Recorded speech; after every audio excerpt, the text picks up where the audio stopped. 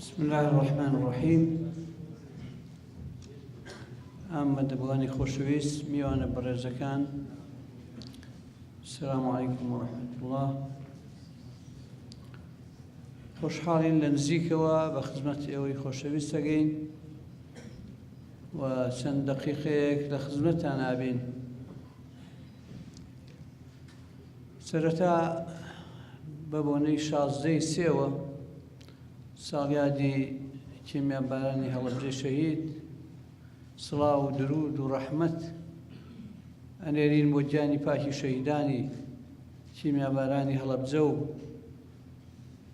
هەموو شەهیدانی کوردستان کۆن و نوێ و هەموو شەهیدانی ئازادی خوازانی دنیا، هەموو ئەوانەی بەدەست زاڵمەکانەوە بەدەست سەدامەکانەوە گیرۆدەن و گیرۆدە بوون. هیواخوازین کە هەڵەبجەی شەهید سمبولی ناسنامەی گەلی کوردستان، پارێزگابوونەکەی وەکو پایتەختی ئاشتیەکەی بەردەوام بێ و پایەدار بێ و بە هەمومانەوە هەموو هێزە سیاسیەکان و هەموو حکوومەت و دەستگا پەیوەندیدارەکان نەهێڵن هەڵەبجە بێناز بێ و بێوەفایی لەگەڵ نەکرێ.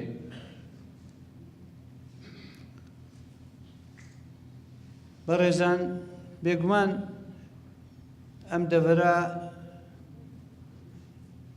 دەڤەرێکی زیندوو و خاوەن ڕابردووی جوانە، چ لە شۆڕشەکانی گەلی کوردستانە،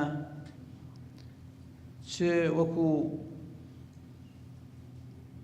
حرەکەتی علمی و زانستی و زاناکان و بنەماڵە دیارەکانی ئەم ناوچەیە، چ وەکو ئێستش بەشداری لە قۆناغی شۆڕشی شار و شارستانێتی و بەگەرخستنەوەی بوونی کوردایەتی ئەم دەڤەرە حزورێکی جوانی هەیە و چ لە ڕووی سروشتیەوە چ لە ڕووی مرۆییەوە سوپاس بۆ خوا جێگای خۆیەتی بەڕێز و بەرز بینرخێنین و ئومێد دەکەین کە ئێوەی خۆشەویست کە هەریەکە بە شێوەیەک پەیوەندیدارن لەگەڵ خزمەتکاری ئەم دەڤەرە موفەق بن بۆ ئەو هەرکە و بە هەمومانەوە بتوانین هەموو دەڤەرەکان بە تایبەتی ئەم دەڤەرە خۆشەویستە بێناز نەبێ و ئاوەدان بێ و کاریگەری و هەستیاری شوێنەکەی لە ڕووی استراتیژیەوە لەسەر سنوورە، لە ڕووی تیجاریەوە، لە ڕووی سیاحی و گەشت و گوزارەوە هەروە پارێزراو بێ و ئەو احتیمامی کە هەیە لێرە زانکۆ هەیە و احتیمامی علمی هەیە، ئەوەش مەسەلەیەکی گرنگە بەردەوام بێ و ئەو پێکەوە ژیانەی لە ڕووی تیرە و هۆزەکان و لە ڕووی ناوچەکان کە لێرە کۆبووەتەوە لە سوەران شوێنێکی ئیشێکی و شتێکی گرنگە و حەقی پەروەردەکردن و ئاودێری هەیە. پێکەوە ژیان لێرە پێکەوە ژیانی ئاینەکان هەیە، پێشکەوە ژیانی گەلەکان هەیە و مەزهەب و بۆچوونەکان هەیە کە ئەوە هەمووی قیمەتی خۆی هەیە و ئەبێ بنرخێنرێ و ئەبێ خزمەت بکرێ، چونکە زۆر جار وەکو نەمامێک کە ئەینێژی سەرەتا دڵش خۆشە کە نەمامێکە و ئەزانی سەرەتایی یا ئومێدی خێرە، بەڵام ئەگەر ئاودێری نەکەی، ئەگەر خزمەتی نەکەی، وشکە بێ، خاڵێکی تاریک تەسجیلەکە لەسەر کە نەتوانم ئاودێری نەمامەکە بکەم. ئەمەی کە لێرە هەیە سروشتیە و مێژوویە و پێکەوە بوونێکی کۆنە، بەڵام ئەگەر نەتوانین بەڕاستی بیپارێزین، نەتوانین لە بەڵاو ئافات و گیرروگرفتی ڕۆژ و لە پیلان و فیتنەی ڕۆژگار نەیپارێزین، لەوانەیە بە خراپ بشکێتەوە بەسەرمانە. لە کوردستانە پێکەوە ژیانی ئاینەکان مەسەلەیەکی گرنگە و پێکەوە ژیاون و پێکەوە تەنانەت ئەوەی کە ئاینێکی تریشی هەیە و بە تەبیعەت گەلێکی تریشە، بەڵام هەر خۆی بە کورد و بە کوردستانی زانیوە و مافی خۆشێتی. زۆر گرنگە ئەوە بپارێزێ و پەروەردە بکرێ، وەکو خەڵق نەکەین کە ناتوانن پێکەوە بژین و بەرە بنە یەکتری و یەکتری قڕەکەن. بەڕێزان، ئێمە لە هەلومەرجێکی تایبەتە ڕۆژەکانمان ئەبەینە سەر جەنگی داعش و تاوانی قەتڵ و عامکردنی خەڵکی بێ نەوا و سڤیلی عێراق و هاتنە سەر کوردستان لەلایەن داعش و پیلانگێڕانی پشتەوەی داعش کارێکی گرنگ و حەساس بوو و خەتەرناک بوو. ڕاستی ئەگەر پاڵەوانی و قارەمانەتی پێشمەرگەکان نەبوایە ڕەنگە هەموو ئارامیەک لەم ناوچەیە هەڵەگیرا و ڕەنگە ئاسەواری خەتەرناک ڕووی ئەدا، وەکو ئەوەی کە ڕوویدا لە مووسڵ و لە ڕوومادی و لە سەلاحدین و شوێنانی تر. بۆیە ئەبێ ئەو تێکۆشانە ئەو قارەمانیەتیە بنرخێنین و سڵاو بنێرین بۆ شەهیدەکانی پێشمەرگە و ڕێز و حورمەت بۆ پێشمەرگەکان لە سەنگەرەکان بنوێنین و خەمی بنەماڵەکانیانمان بێ و خەمی بریندارەکانمان بێ و بەدەم ئەو مەسەلە گرنگەوە بین. بێگومان شەڕێک کە دنیا هاتووەتە هەژان لەسەری و پێکەوە هاتوونە سەر ئەم ناوچەیە و تەحالوفێکی نێودەوڵەتی دروست بووە، چونکە بەتەنیا کورد ناکرێ و بەتەنیا عێراق ناکرێ. تیرۆر و داعش وەکو فکر وەکو ممارەسە بەڵایەکی گەورەیە، بەڵایەکە لە دینی خەڵک، بەڵایەکە لە ژینی خەڵک. بۆیە ئاسان نییە بەتەنیا ناکرێ. بەڵام لە عینی وەختە ئەم سەرکەوتنەش ئەو چۆڵ پێکردنەش کە ئەستا هەیە و کۆتایی دێت لە کوردستان و لە عێراقا، ئەویش مەسەلەیەکی گرنگە و دەستکەوتێکی گرنگە و ئەویش پارێزگاری ئەوێ و تەوزیف و ئیستیسماری ئەوێ. پێویستە گەلی ئێمە بە تایبەت نوخبەی سیاسی ئێمە ئەوەندە لە ئاستا بن کە مەسەلە نێو ماڵیەکەی خۆمان کە لە ناو خۆمانە گیر و گرفتمان هەیە بخەینە کەنار، بین بەدەم ئەم ئەرکە قورسە ئەساسیەوە. چۆن لە مەسەلەی شەڕی تیرۆرە پێکەوە بووین و قسەی نەشازمان نەبیست و هەڵوێستی نەشازمان نەبیست، شتێکی باش بوو.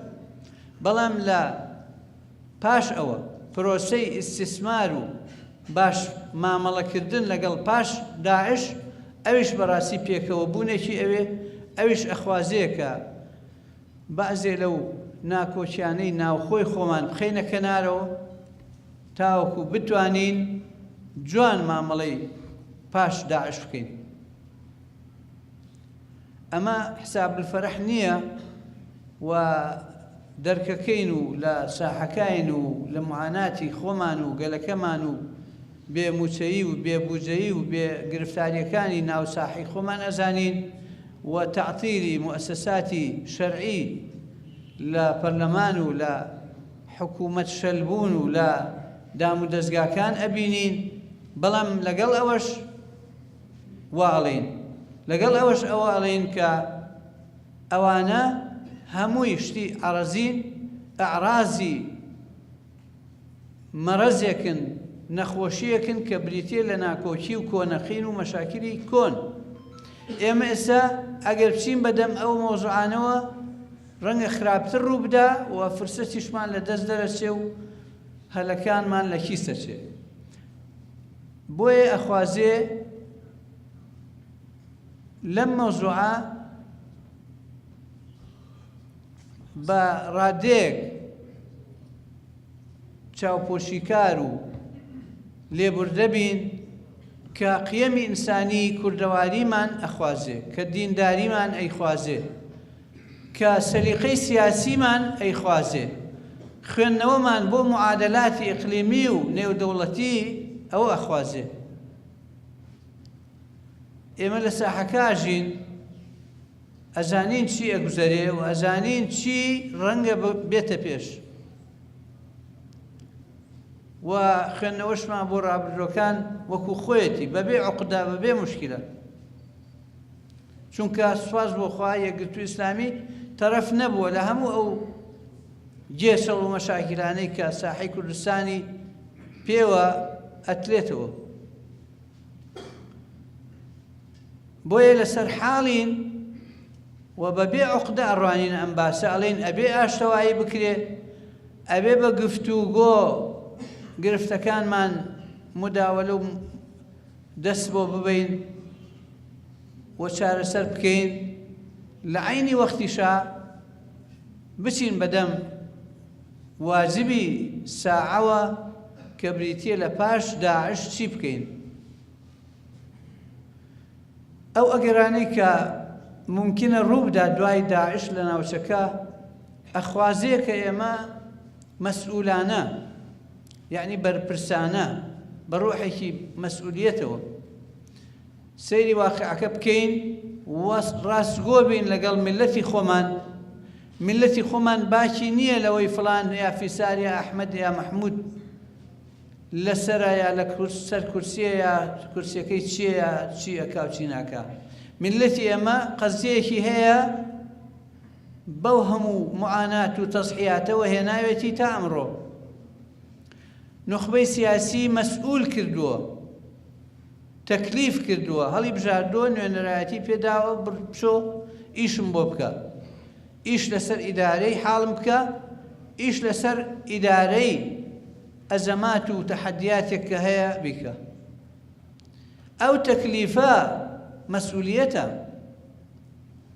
هەڵبژاردن ئەوەی کردووە، دوایی تەکلیفی حزبەکان کە مەسئولیەت، تەبعاً هەموو حزبێ بە هەڵبژاردن خەڵکەکەی بووەتە مەسئولی. حزب چییە؟ خۆ لە ئاسمان نییە، لە عەرزە، خەڵکی خۆمانە. هەموو حزبێ سەرکردەکەی خۆی تەکلیف کردووە بە مەسئولیەتی ئیدارەیەکی باش، بە مەسئولیەتی هەڵسان بە خزمەتێکی زۆرتر و باشتر. بۆیە نخبەی سیاسی مەسئولیەتی هەیە، متەفەرج نییە هەروە سیرکە، بەرپرسە، لاعیبە، ئەبێ لە ساحەکە مەسئولیەت تەحمل بکە.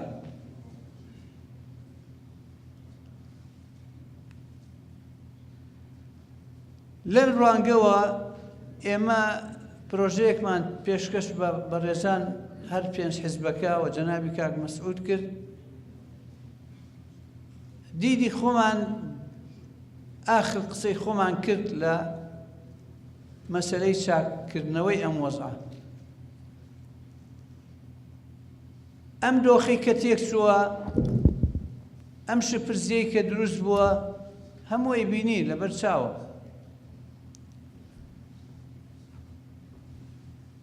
هەمومان ئەزانین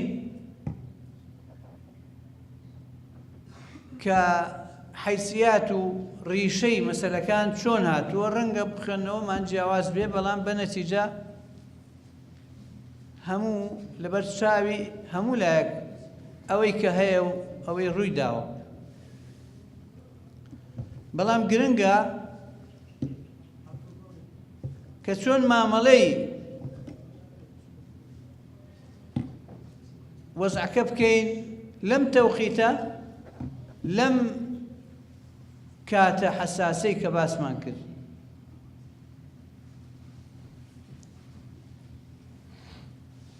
هەر کەس بۆ خۆی لە سەنگەری خۆی و لە تەلاری خۆیەوە ئەو کۆڵێت تەڕاشوقی تۆهمە و یەکتر تۆمەت پژاندن و ئاراستەکردن بۆ یەکتری خزمەت ناکاون، نەتیجەشی نەگرتووە.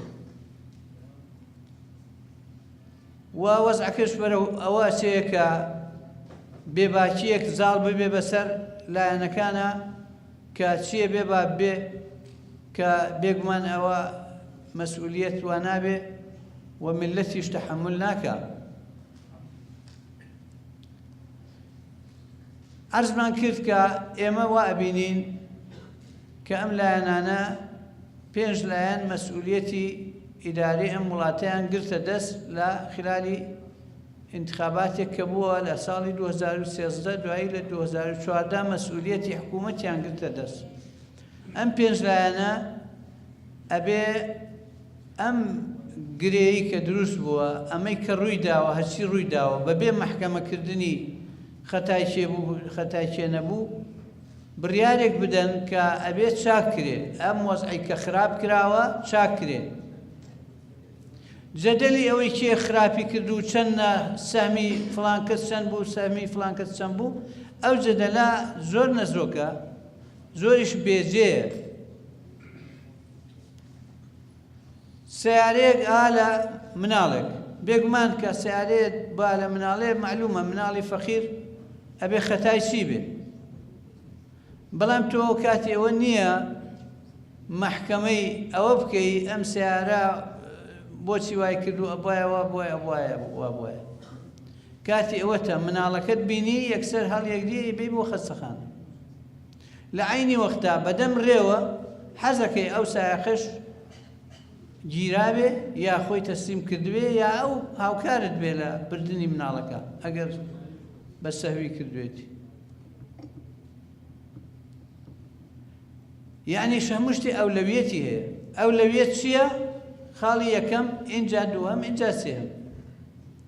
خاڵی ئەوەڵ ئەوەیە بینەوە بەدەم ئاشتەواییەوە. ئێمە ئەم ساحەی سیاسیە هەموو ئەزانین چۆن شەڕەکەن چۆنش ئاشتە بنەوە. وەختی ئاشتە بنەوە ئەڵێ ئەمانە چۆن شەڕیان بووە تا ئێستا. وەختی شەڕیشەکەن ئەڵێ ئەمانە چۆن ئاشتە بنەوە ممکن نییە ئاشت بنەوە. تەبیعەتی ئینسان وایە خوێندنەوەی سایکۆلۆژیەتی کورد بە قیادەکانیشۆ معلومە کە ئەزانن ئاشتی بکەن ئەزانن شەڕیش بکەن. ئێبڕیاری ئاشتی بن اینجا گفتوگۆ بکەن لەسەر ناکۆچیەکانیان اینجا لە عینی وەختا ئەتوان ئەوەی کە هەر کەس چی ئەوێ و گلەیی چی هەیە و مافی چی هەیە لەسەر بەرامبەرەکەی قسەی لەسەر بکە.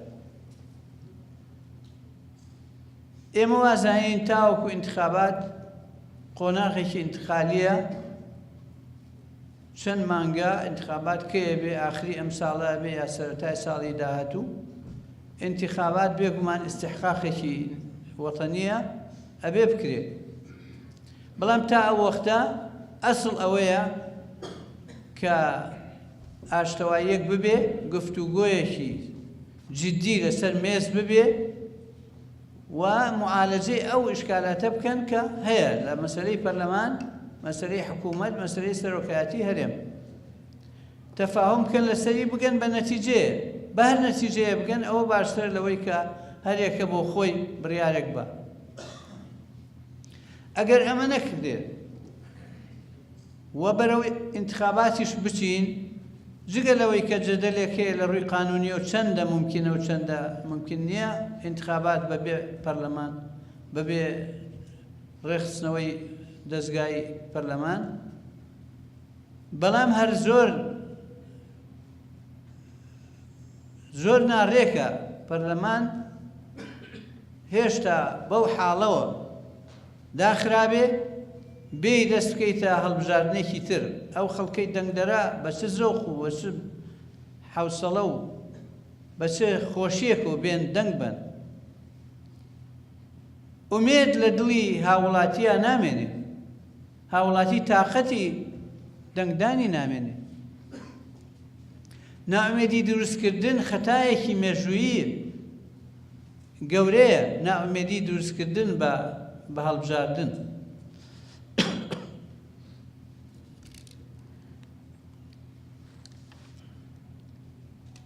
بۆیە بە هەر قیمەتێک بووە ئەبێ پەرلەمان بکەوێتەوە گەڕ ئەبێ لە نەتیجەی ئاشتەواییەک بەبێ ئیقسا و بەبێ لادان و بەدەرکردنی هیچ لایەک چونکە ئەوانەی کە ئێستا حزوریان هەیە لە پەرلەمانە خۆ کەس خێری پێ نەکردوون خەڵاتی کەس نییە هەڵبژاردننی ملەتە ملت دەنگی داوە بە فڵان و ئەوەنە کورسیە ناو تۆ ئەبێ لەگەڵ ئیستیحقاقی انتخابیان مامەڵە بکەیت تا کاتی انتخاباتی تر هەر بۆ چوونێکی تر لە حەلەوە دوورە بکەوێتەوە و سەپاندنی پێوە دیار بۆیە عەرزەکەین تەفاهم چونکە وتمان ناڕێکی و ناخۆشیەک ڕووی داوە بازێکی نەفسی و شەخسیە بازێکی قەزیە و مەوزوعە بابەتیە بابەتێکە ئەبێ لەسەر مێز باس بکرێ بە جددی باسی لێوە بکرێ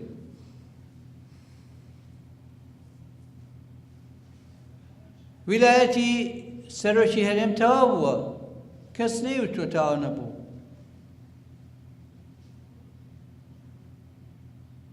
تەرحێکی کردووە خۆی پێشنیارێکی کردووە پێشنیارەکەی سیرکەن دیراسە بکەن بە تایبەتی ئێمە داوامان کرد لە برایانی پارتی بە جددیتر شەرحی پێشنیارەکان بکەن بێن بەدەم خەڵکەکەوە لەگەڵ هێزە سیاسیەکان مناقەشە بکەن تا بزانین گرەکان لەکوایە بکرێنەوە کات کوشتن و نەبێت قازانج بێت هەموو زەرەرەکەین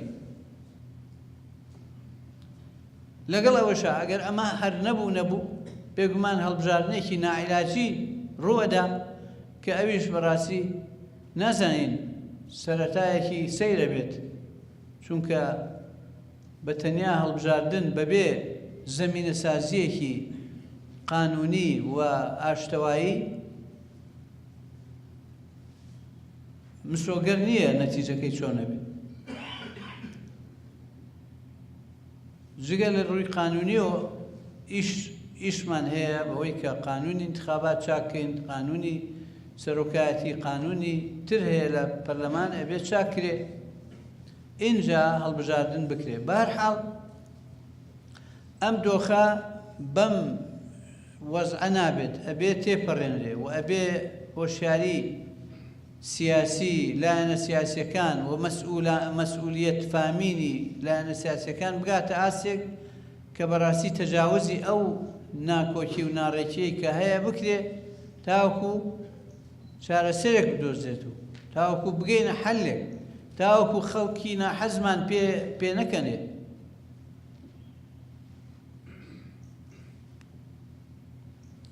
ئێمە قەناعەتمان وایە کە ئەو جەدەلەی هەیە لە بینی باسی چاکسازی و لە بینی پرۆسەی یا پرسی سربەخۆیی ئەو جەدەلە ئەبێ بە حاڵەتێکی تەوفیقی چارەسەر بکرێت چاکسازی پرۆسەیەکی مەطلوبە و گەندەڵی و پیسخۆری بێتامی کردووە لە کوردستانە و گەیشتوتە ئاسێک کە هەموو دنیا بە شێوەیە لە شێوەکان پێی زانیوە و میلەتیش ناومێد بووە لە چارەسەر بۆیە پرۆسەی چاکسازی ئەبێ بەردەوام بێ و ببێ و زیندوو بێ و بە ئالیاتی خۆی و بە هەماهەنگی هەموو لایەنەکانیش چونکە پرۆسەیەکی گشتگیرە بە میلەتەکرێ بە حکوومەتەکرێ بە موئەسساتەکرێ بە حیزبەکانەکرێ بە هەمویان ئەبێ هەموو هاوکار بین تاوەکو چاکسازیەکی باشتر بەڵام ئەوەش بڵێ بوەستین چاکسازی بکەین ئینجا پرسی سربەخۆیی یا پرسی مافی چارەی خۆنووسین یا ئەو مەسەلانەی کە ئەمڕۆ مەترەحن ئەوەش بەڕاستی شتێکی عەمەلی نییە چونکە مەسەلەی پرسی سربەخۆیی یا هەر مەوزوعێکی تر کە ڕەبتی بە کیانی سیاسی ئەم میلەتەوە هەیە مافی ئێمە نییە تەسەڕوفی ئاوای تیا بکەین ئەبێ بەڕاستی بخێنە بەردەمی میلەت و ئەبێ سیاسیانە و ئەوە ئەرکی نوخبەی سیاسیشە ئەرکی سەرکردەکانە قیرائەی ئەو شتە جوان بکەن کە ئایا ئەم فرسەتە دووبارە بێتەوە، ئایا پاش داعش ئەگەر ئێمە ئامادەییمان نەبێ وەیە قسە نەبین گوناحێکی گەورە ناکەین دەرحەق بە میلەت و خوێنی شەهیدان و تاریخی ئەم میلەتە.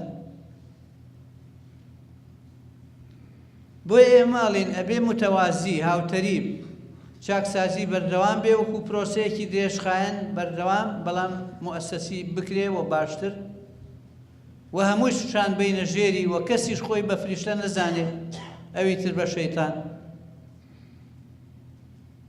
هەرێکە بە شێوەیە واین لە بەردەمی مەسئولیەتە.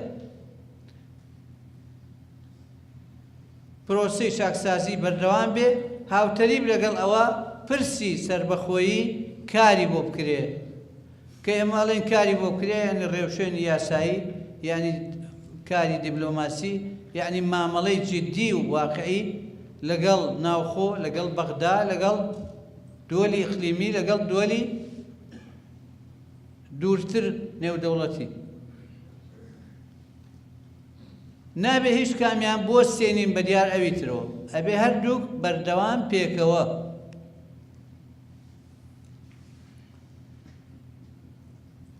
ئەمەی کە ئەگوزارێ لە شنگال و لە بەعزی شوێنی تر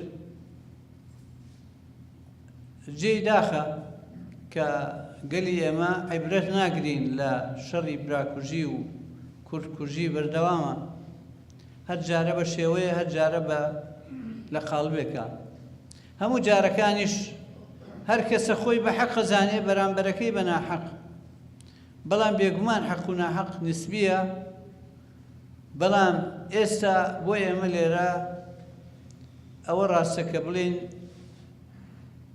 ناکۆچیەکان گرفتەکان بەم شێوە حەل نابێ حەلی ئەمنی و عەسکەری حەل نییە بۆ مەسئلەیەک کە ئاڵۆزە مێژووی هەیە ڕیشەی هەیە ڕیشەی جۆراوجۆری هەیە. لەبەرەوە بەڕاستی داواخوازین کە مەسەلەی شنگال و ئەوەی کە ڕووی داوە لەو وەردوگایە و هەرچی تریش کە ئەگەری هەیە بەڕاستی بەم شێوەیە چارەسەر نەکرێ گفتوگۆی مباشر ببێ دانیشتنی لایەنە پەیوەندیدار ببێ پێکەوە دانیشن حەلی مشتەرەک دابنێن چارەسەر بکەن بۆ ئەو گرفتانەی دروستە بێ. پەکەکە زۆر باشی کرد بەشدار بوو لە ڕزگاری شنگال و لە کەرکووک بەشدارە و لە شوێنی تر بەشدارشتی باشی کرد بەشداریەکی بەڕێزە جێی تەقدیرە. بەڵام ئەگەر بۆ ئەوەی کردبێ بەشێ لە هەرێمی کوردستان بکاتە موڵکی خۆی بێگومان هەڵەیە نەسەرەگرێ نە دروستە وا چاکە تەفاهم بکرێ لەسەر ئەو مەسەلانەی کە ئیشکالی لەسەرە. تەفاهم یعنی دانوستان یعنی قسە بکرێت ئەوەڵ ئالیەت تفەنگ نەبێ و هەر عیبیشە بەکارهێنانی تفەنگ لە بەرامبەر کورد بۆ کورد گفتوگۆ بکرێ بە گفتوگۆ زۆر مەسەلە حەل بووە لە دنیا مەسەلەی گەورە حەل بوو. هەرێمی کوردستان کیانێکی هەیە ملاحەزەمان زۆر لەسەری هەیە گلەیمان هەیە ڕەخنەمان هەیە بێگومان تەبیعیە وش دەوڵەتە گەورەکانی دنیا قسە مەئاخذ گلەیی هەیە لەسەر ئەدایان بەڵام ئەوە ژمانێوانی ڕازی بین بە گەندەڵی و ڕازی بین بە مشەخۆری بەڵام ئەبێ موازنە بکەی ئایا داڕوخاندن و نابودکردن و شکاندنی کیانێک کە بەو حاڵە دروست بووە مقابلی مەسەلەی گەندەڵی یا بوونی پیسخۆری یا بوونی گەندەڵ لە بەعزێ دام و دەستگا مقابل یەک نین.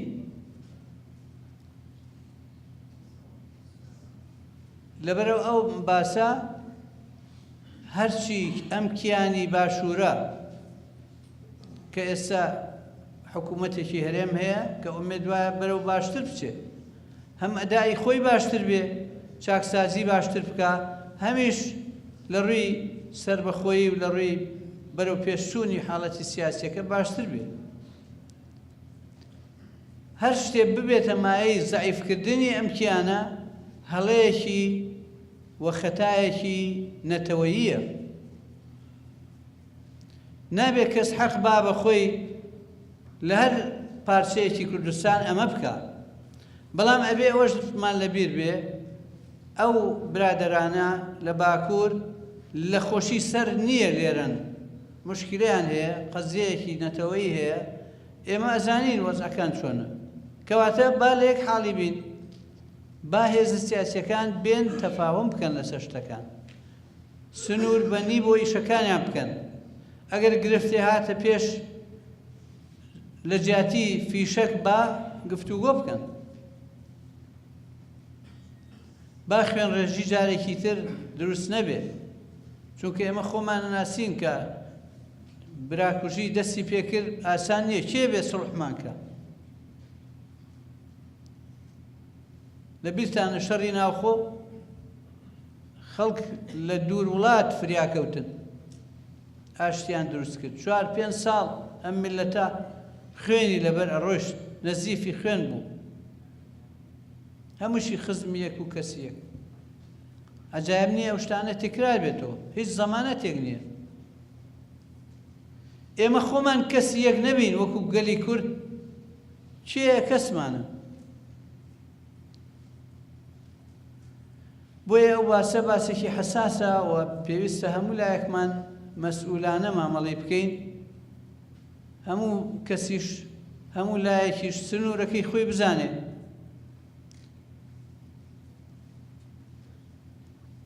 لە کۆتاییە ئەخوازم کە کاتێکی باشمان بردوێتە سەر و ئەو باسانە یا هەر شتێکی تر ئێوە فەرموون لە خزمەتتانای. زۆر سوپاس.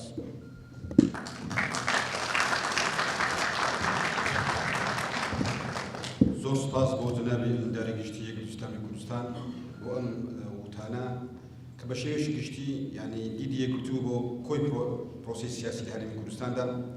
ئێستاش ئەگەر بەڕێزێک مامۆستایەک تعقیبێکی هەیە یان قسەیەکی هەیە بە بفەرمێت. فەرماوەستە.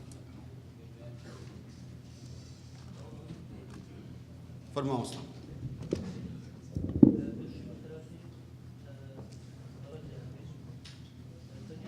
دەنگێت تۆزە هەنێک نییە.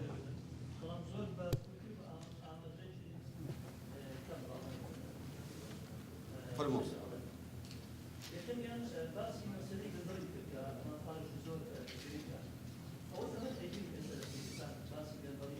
تیاکەی ئەساسێکی ئەوتوی نییە، بەڵام لەگەڵ ئەوەش دڵنیاین کە گەندەڵی هەیە، پیسخۆری هەیە، چەتەیی هەیە، تاڵان هەیە، بەڵام چی کاچۆن و ئەوانە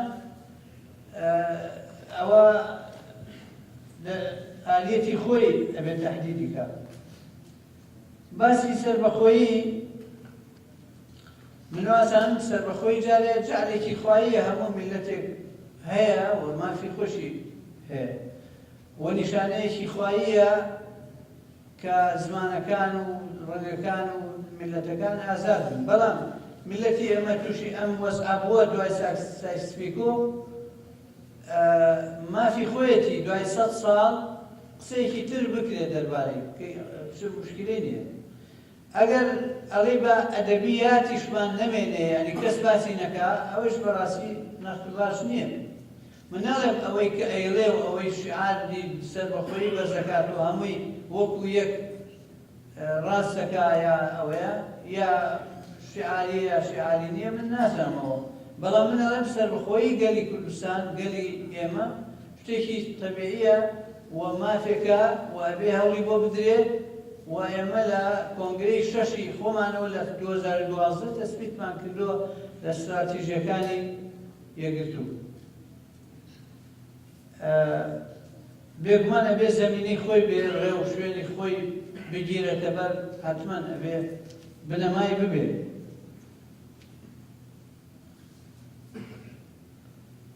ئەوەی کە یەکگرتوو نەیتوانێ بێ مەسەلەکان یەکلا بکاتەوە یا چۆن ڕەنگە من ڕێیم وایە حاڵی ساحەی سیاسی ئێمە وەڕای گشتی تقریباً بە شێوەیەک وای لێ هاتووە هەر کەس ئەوەی لە دڵی فڵانایە وانەکە ئیتر دژێتی کە ئەمە هەڵەیە ئێمە ناتوانین بەڕاستی بگەڕین بە دڵی ئەم خەڵکا بزانین دڵی چی تایە ئەوە بکەین یا ئەوە بڵین.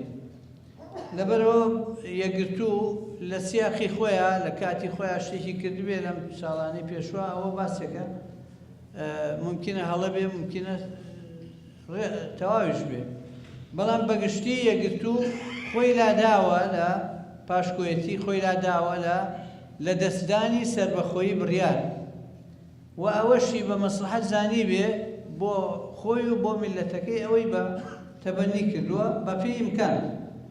و یەکگرتوو خەسڵەتێکیشی هەیە کە ئەفوو ناکاتە خۆی و لە سنووری خۆی ناترازێ و قاس ڕاناکێشێ بە شێوەیە کە ناجوان دەرچێت.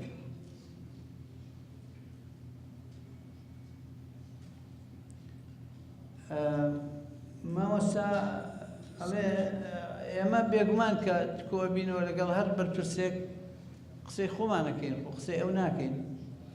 ئەگەر ئێمە مەداحی بکەین و بە باڵای خەڵکا بڵین ڕەنگە حاڵمان بە شێوەیەترە بوو.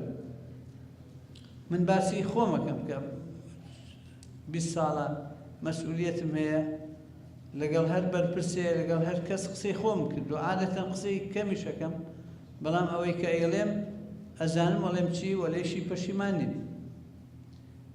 لەگەڵ بەرپرسەکان بێگومان مەداحی ناکەین، بەڵام مزعجیش ناکەین، ئاداب ڕعایەتەکەین، ئەدەبی مخاتەبە و قسە جیاوازە هەر یەکە بە شێوەیەک. من بۆ خۆم تەربیە عایلیم وایە ناتوانم تۆ عاجز بکەم با تۆشم بەدڵ نەبێ یا بە شێوەیەک ڕەخنەم لێت ببێ، بەڵام بە ئەدەبیاتی خۆم مامەڵاکە.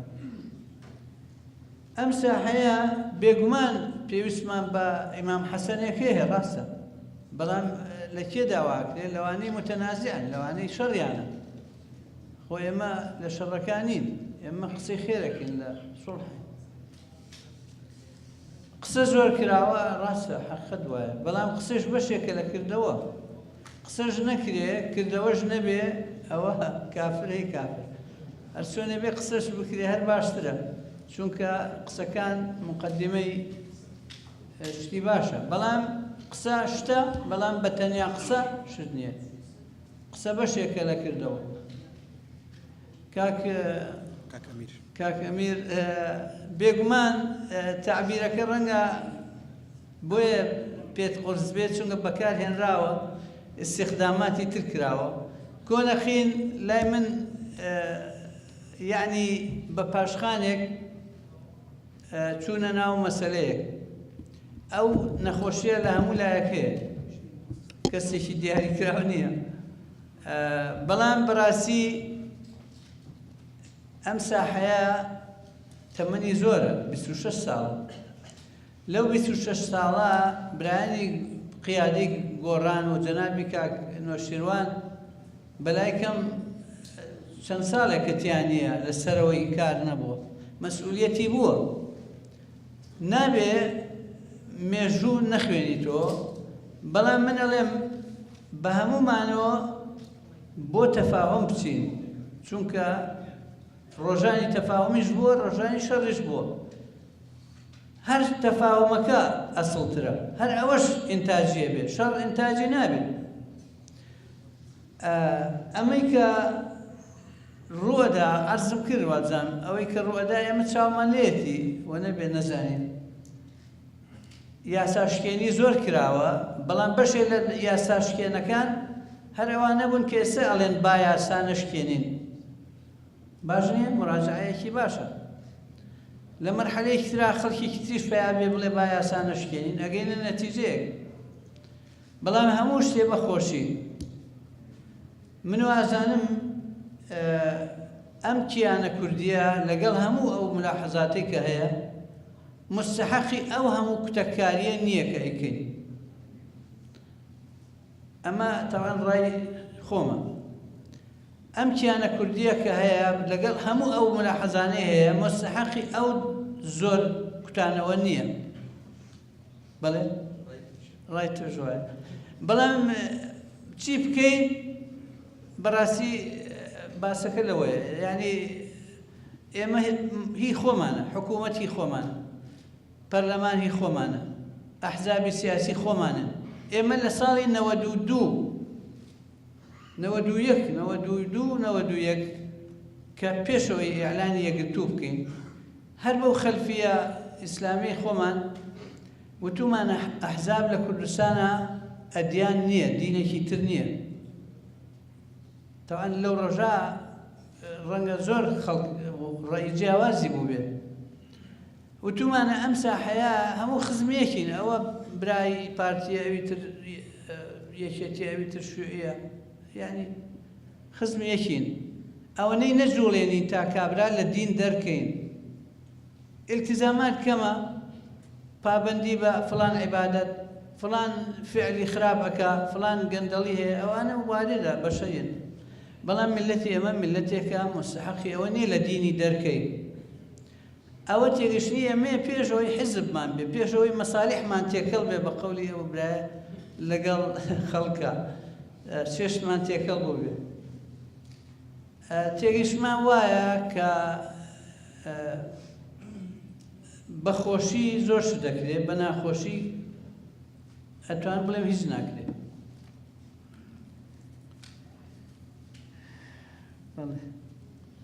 سەپاندنی هێز سەوان ئێرهابی فکری بێ کە بەعزێ جار ممارەسە ئەکرێ، یا ئێرهابی قووەت و هێز و چەک و تفەنگ بێ، هەر عەیبە، نەک ئەوە خراپە، عەیبە.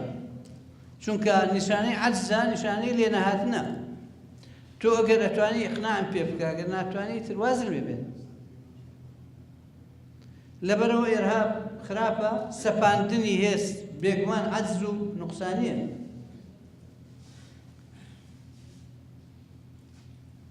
بەڵام ئەوەش هەیە کە نابێ حەیف و مەیل بکەین، کەیل بێ مکیالین نەکەین.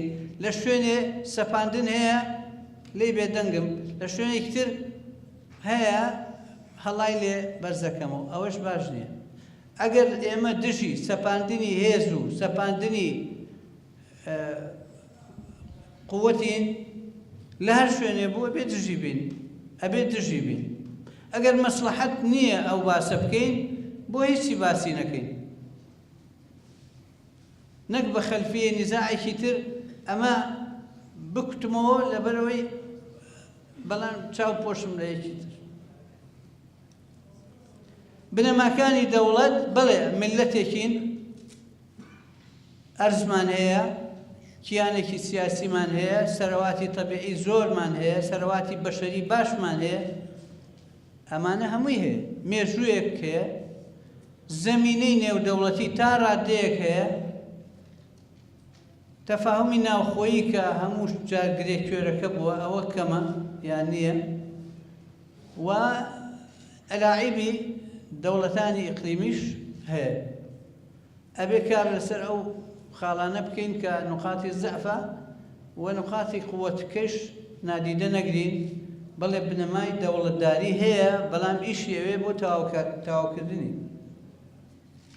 ئەو بەڕێزە فەرمووی ئێمە کەم تەرخەمی لە مەسەلە ئیمانیەکان ئیسلامیەکان، ئەوجا ئێمە خۆ پڕۆکاوین ئەوەنە باسی ئیسلامیاتمان کردووە، بەڵام ئەوە ئەرک و واجبمانە. بەڵام من وا نازانم هەر شتێک مۆرکێکی ناوێکی ئیسلامی پێوە نەبێ ئیترەوە ئیسلامی نییە. هەموو قیمەتێکی ئینسانی، هەموو قیەمی ئینسانی، هەموو شتێکی جوان ئیسلامیە ئەگەر ناوەکەشی پێوە نەبێ. برایەتی ئاشتەوایی، ڕێخستنەوەی ناوماڵی خۆمان ئەوە قیمەتێکی ئینسانی و ئیسلامیە. بێگومان شوناسی ئەم گەلەی ئێمە بەگشتی تەوان شوناسێکی ئیسلامیە، پارێزگاری گرنگە، بەڵام دەردکردنی خەڵکی خۆمان کە سوکاری خۆمان لە دین بە هەڵەیەک بە نوقسانیەک لە دینە هەڵەیە، چونکە دین ئەبعادی زۆری هەیە، بوعدی عەقیدەتی هەیە، ئیمانی هەیە، ئەخلاقی هەیە، ئەحکامی هەیە. التزام بە ئەحکام لە دین دەرن ناکە. التزام بە عەقیدە مەسەلەیەکی گرنگە کە ئەویش مەسەلەیەکی مەخفیە و ناتوانی تەحەکومی لەسەر بکەیت. مەسەلەی ئەخلاق ئەویش نسبیە، نەواقسە لە دینە. لەبەرەوە ئێمە تێگەیشتنمان لە دینداری ڕەنگە جیاواز بێت لە بەعزێ خەڵک کە حەزیان لە بێدینکردنی خەڵکە. ئێمە حەزمان لە بەدینکردنی خەڵکە، بەڵام نەک بە ڕووکەشی، بە حەقیقی دینداری بریتیە لە هەموو شتە جوانەکان کە هەمووشی ئەچێتەوە سەر کتێبە ئاسمانیەکان و بە تایبەتی قورئان و سونەت. من جارێکی تر سواسی هەموو لایەکەکەم، دەستان خۆش بێ، دڵخۆشتان کردین بە گوێگرتنتان و زەحمەتمانان. زۆر سوپاس.